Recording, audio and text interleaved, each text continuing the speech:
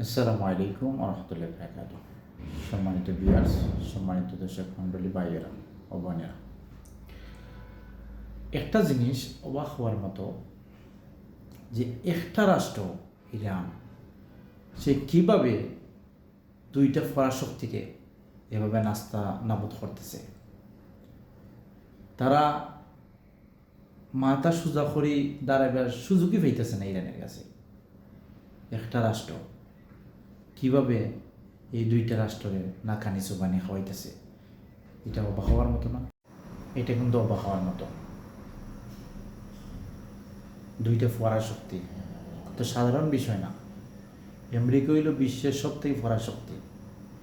আমেরিকার বিরুদ্ধে কথা হওয়ার মানুষের সাহস পায় না, ইসরায়েলের বিরুদ্ধে কথা হওয়ার মানুষ সাহস পায় না।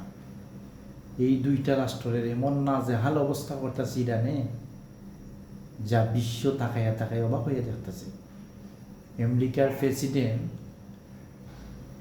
ডোনাল্ড ট্রাম্প সেও স্বীকার করতে বাধ্য যে ইরানের এই আক্রমণ